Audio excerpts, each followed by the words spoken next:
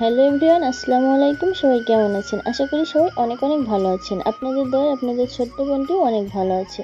তো আজকে আমি আমার রুমটা তোমাদের সাথে একটু শেয়ার করতে চাচ্ছিলাম। তো আমি যেই রুমটা শেয়ার করতে চাচ্ছি তখনই আমার চোখের সামনে একটা অলৌকিক ঘটনা ঘটে গেল। সেটা কি জানেন? কারণ রাতে আমাদের এদিকে প্রচণ্ড ঝড় বৃষ্টি হয়েছে, আর এই ঝড়ে একটা শব্দ হয়েছিল, কিন্তু আমি বুঝতে পারিনি সেটা কিসের শব্দ ছিল। পরবর্তীতে যখন রুমটা পরিপাটি করে গুছিয়ে আমি জানালার কাছে গেলাম, তখনই আমার সেটা চোখে পড়লো। আর সেটা কি জানেন? সেটা যদি জানতে হয় তাহলে আমার ভিডিওর সাথেই থাকুন।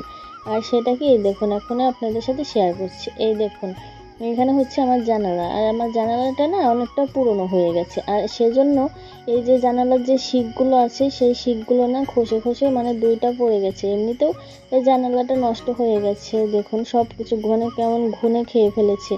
আর এটা আমার চোখে পড়াতে আমি ভাবছি যে আসলে এটা কখন হলো। তখন মনে পড়েছে রাত্রে অনেক শব্দ হয়েছিল, তখনই ভাবলাম যে এই দুটো মনে হয় তখনই পড়েছিল।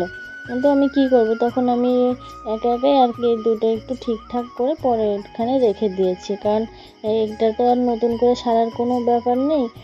আর এইদিকে তো চলুন আপনাদের কিছু দেখাই। এই দেখুন, অনেক গাছপালা ডালডুল ভেঙে গেছে, আর এদিকে কিছু ডাল আমরা সকালে কেটে দিয়েছি, যেগুলো আমাদের চালের উপরে ছিল।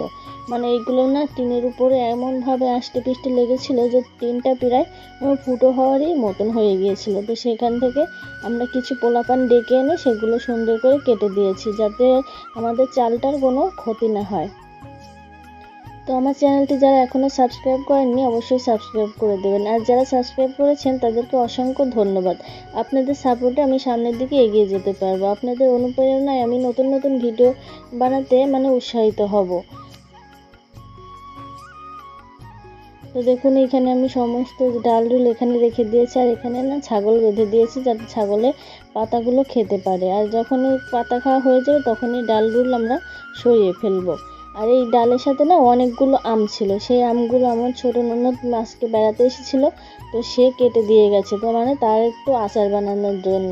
তো কি আচার বানাই সেই ভিডিও আমরা তোমাদের সাথে শেয়ার করব। তো এখানে কিছুটা আম কেটে দিয়ে গেছে, এটা আমি একটু রোদে দিয়ে দিয়েছি। আর এটা শেষ বেলায়, বেশি রোদও ছিল না, তাই আমি যতটুকু রোদ ছিল অতটুকুর ভিতরে একটু দিয়ে দিয়েছি।